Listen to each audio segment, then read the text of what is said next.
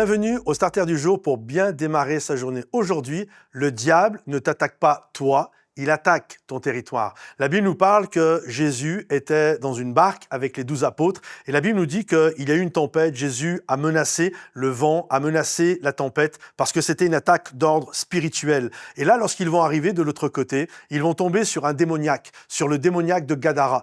Et là, c'est quelque chose de très intéressant parce que les démons, quand ils vont voir Jésus, ils vont reconnaître qui est Jésus. D'ailleurs, ils vont dire qu'il est le Fils du Très-Haut, qu'il est Dieu, etc. Et jusqu'à maintenant, personne n'avait remarqué qui était Jésus. Mais les démons savent qui est Jésus. Et là, les démons vont faire une requête très spéciale. Ils vont dire à Jésus, ne nous fais pas quitter le territoire. En d'autres termes, ils vont dire à Jésus littéralement, ils vont dire, fais qu'en sorte on puisse aller dans les cochons, on puisse aller dans les porcs. Et Jésus va leur permettre, et puis finalement, les porcs vont se jeter du haut de la falaise. Parce que ce qui était intéressant pour les territoires, c'était pas littéralement l'homme qu'ils étaient en train de posséder, c'était le territoire. Et je crois que le diable, il n'est pas intéressé par toi, il est intéressé par tes affaires, il est intéressé par ton territoire, il est intéressé par rapport à tout ce que tu peux faire et accomplir par Dieu. Il veut littéralement garder ce territoire sous son emprise. Et ça, c'est vraiment une ruse de l'ennemi dans nos vies. Vous savez, quand on donne sa vie à Jésus, la première chose que l'ennemi va faire, c'est qu'il va tout faire pour que nous puissions renier Jésus.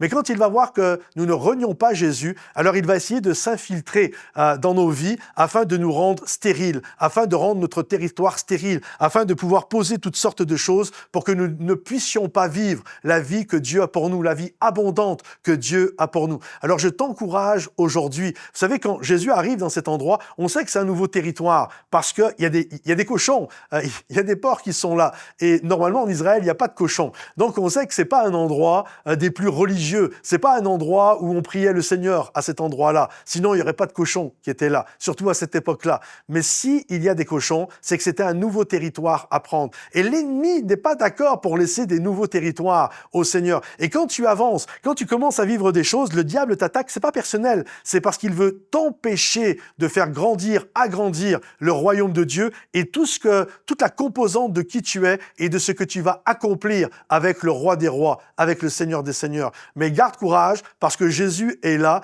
et il est celui qui va te débarrasser de toutes ces choses qui viennent t'attaquer dans ta vie. Que le Seigneur te bénisse, que le Seigneur t'encourage. Si ce message t'a fortifié, pense à le liker, le partager, le commenter. À bientôt les amis. Bye bye.